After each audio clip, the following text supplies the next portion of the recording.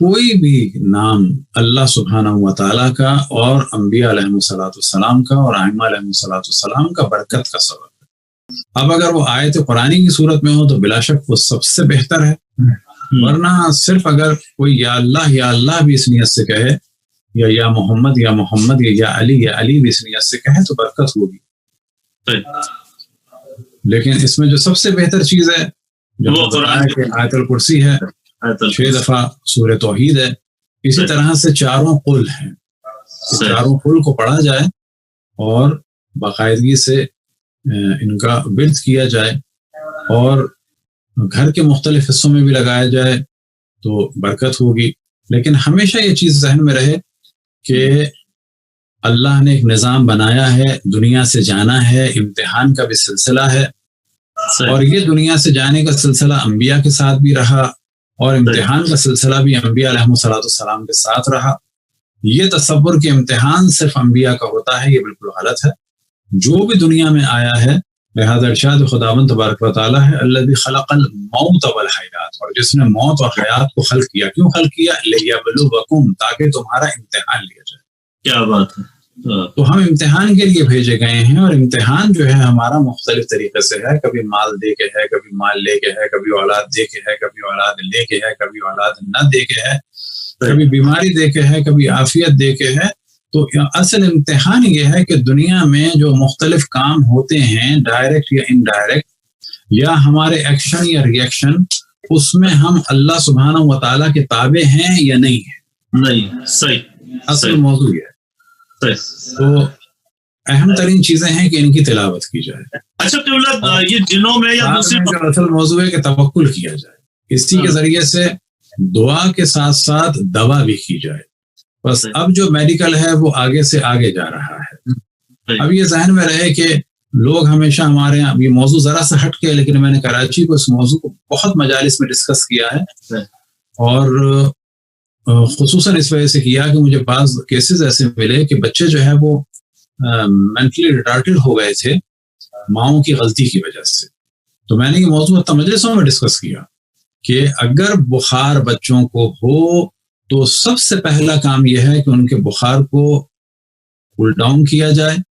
اور روایت میں بھی ہے کہ ہم اہل بیت اپنے مریضوں کے بخار کا علاج پانی سے کرتے ہیں. یہ جو انڈیا کا غلط نظریہ تھا کہ بخار والے کو لپیٹ دیا جائے، یہ نہ جدید سائنس کے حساب سے صحیح تھا اور نہ ہی یہ اہل بیت علیہ السلام کی تعلیمات کے مطابق صحیح تھا.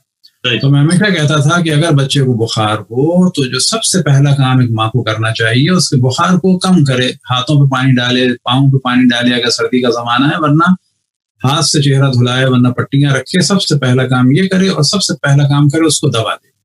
قبلہ، وہ جو بخار ہوتا ہے بعض اوقات سردی لگ کے ہوتا ہے، جاڑا لگ کے ہو، تو پانی سے تو اور وہ مسئلہ ہو جائے گا. نہیں، اس میں یہ ہے کہ ظاہر ہے بہت ٹھنڈا پانی نہ کریں، لیکن بخار کو کنٹرول کرنا ہے، کیونکہ بخار اس کے دماغ کو ڈیمیج بھی کر دے گا. تو وہ میں کہنا چاہ رہا تھا، جو اصل موضوع تھا یہ تو میں نے کہہ دیا.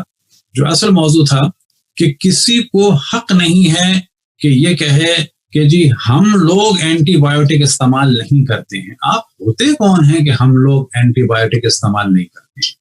آپ ہوتے کون ہیں یہ ڈیسیشن لینے والے کہ ہمارے یہاں یہ استعمال نہیں ہوتی ہے؟ تو بعض دفعہ یاد رکھیں کہ یہ چیزیں ادھر بھی جہالت کا سبب ہیں اور یہ بڑھتا چلا جاتا ہے. لہٰذا جدید سائنس کو استعمال کرنا چاہیے، اور طب کے معاملات میں بھی نہیں بولنا چاہیے، دین کے معاملات میں بھی نہیں بولنا چاہیے، اس کے ماہر سے پوچھنا چاہیے. اور اصل جو موضوع ہم لا رہے تھے وہ یہی ہے کہ ان چیزوں میں بھی ہمیں جدید طب کو اور سائنس کو دیکھنا چاہیے اور اس کے کازز کو پرکھنا چاہیے. ساتھ میں دعا بھی کرنی چاہیے، عمل بھی کرنا چاہیے، توکل بھی کرنا چاہیے. پہلے اونٹ کو باندھنا چاہیے، پھر توکل کرنا چاہیے. پہلے اپنے قیمتی سامان کو چھپانا چاہیے، پھر توکل کرنا چاہیے. ٹھیک ہے، لیکن یہ ذہن میں رہے کہ یہ اپ اینڈ ڈاؤنز دنیا میں آتے ہیں اور یہ ایک دنیا کی زندگی کا حصہ ہے. اچھا، اب اس چیز جو ہم بتانا چاہ رہے تھے کہ اس میں کوئی شک نہیں ہے کہ ہومیوپیتھک ہو یا آریوویدک ہو یا یہی سو کالڈ جڑی بوٹیوں کا ہو، ان سب سے بہتر جو ہے وہ یہ جدید ایلوپیتھک ہے. کوئی اس میں کسی قسم کا شک نہیں ہے. رہ گیا مسئلہ یہ کہ جی وہ نبض دیکھتے تھے, وہ نبض دیکھنے کا ہنر ہوگا, لیکن وہ یہ بھی علاج کرتے تھے جس کی شوگر ہائی ہوتی تھی اس کو میٹھے میٹھے خمیرے کھلاتے تھے. تو سائنس ترقی کر رہی ہے, اس کو جو ہے بلا شک نیگلیکٹ نہیں کرنا چاہیے.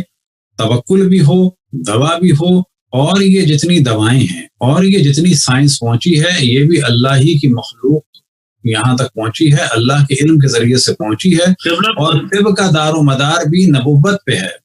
یہ جو حکیموں کو پتا چلا تھا کہ یہ والی بوٹی یہ کام کرتی ہے, یہ والی بوٹی یہ کام کرتی ہے, تو ان حکیموں نے ساری جڑی بوٹیاں کھائی تھوڑی تھی کوئی.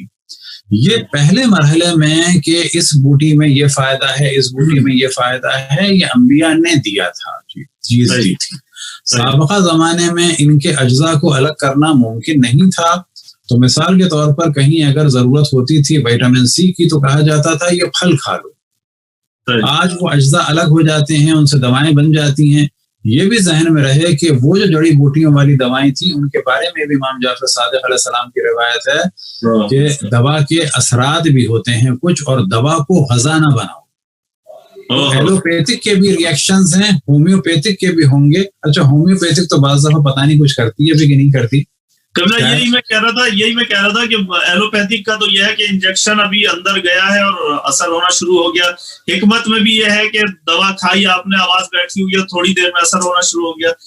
ہومیوپیتھک میں تو یہ کہا جاتا ہے کہ مریض کو دوا دو, اس کے چہروں پہ ہی جا کے اثر کرتی ہے بعض اوقات. ہاں, ہم نے اتفاق سے جو پبلک کا سنتے تھے ظاہر ہے اس کے اثرات تھے. تو جب ہمارے بچے ہوئے تو ہمیشہ جو لوگوں نے کہا کہ یہ نہیں دینا ہے اور یہ نہیں دینا ہے, تو ہم نے کہا چلیں ہم ان کو یہی دیں گے ہومیوپیتھک کی. تو ہم ہومیوپیتھک دینا شروع کرتے تھے بچوں کے تھوڑے بخار اور تھوڑے انفیکشن کے بعد, لیکن 104 کے بعد پھر بالآخر وہی دیتے تھے. تو ہم کہتے تھے ہم نے انتظار کیا تھا بخار بڑھانے کا. صحیح.